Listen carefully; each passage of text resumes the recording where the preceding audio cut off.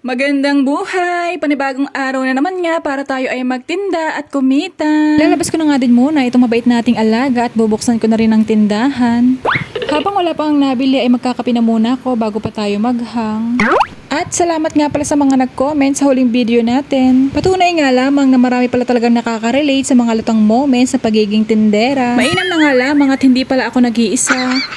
Kaya aga-aga nga ay kinukulit na ako nitong anak ko. Kaya sarap nga namang gumising kapag may kabanding kang ganito. Kaya nga't isa rin yan sa pinagpapasalamat ko dahil araw-araw ko nang nasusubaybayan ng anak ko. At bigla na nga rin may tumawag ng pabili po. At bigla ko nga rin naalala na may ire-repack pala ako. Daldal kasi ng daldal, ang dami mo pang trabaho. Ay siya, mag-repack tayo ng gamis for today's video.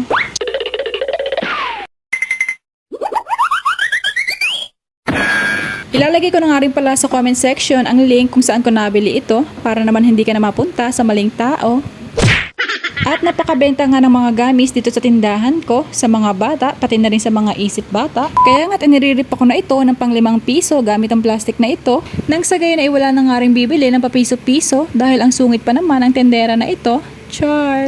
O joke lang, huwag ka masyadong seryoso. Alam ko rin naman na papiso-piso lang ang pera ng ibang mga bata dito. Pero huwag ka, marami ding mayayamang bata dito. Ayaw na nga tumanggap ng sukling piso. O bago pa magkalituhan sa papiso-piso sa iyong pagre-repack ay magbalot ka rin ng kamay mo. Lalo na kung ikaw ay pasmado. Ako ang hindi pasmado ay nakabalot dahil ako mismo ay ayokong kinakamay ang pagkain ko. O alam mo na, hindi porket hindi nakikita ay kakamayin na.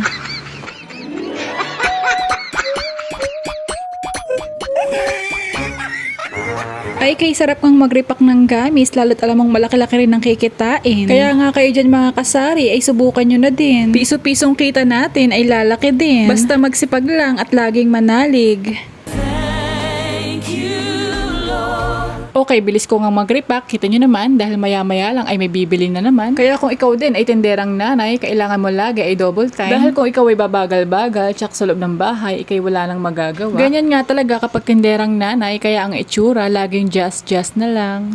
Okay lang naman nga, namamangit kung misan, pero wag naman sanang dadalasan. Ang importante ay malinis ang anak at ang tindahan ay hindi naman inaamag. Pero kung sakaling magkaroon din naman ng time, ay pilitin din naman na magpaganda. Dahil kung palaging just na lang, ay baka naman hindi ka na mabilhan. Ito nga pala yung sealer na ginagamit ko. Ilalagay ko na lang ulit sa comment section ang link nito. At dahil ayoko ngang nahihirapan pa kayo, syempre may commission din ako dito kahit paano.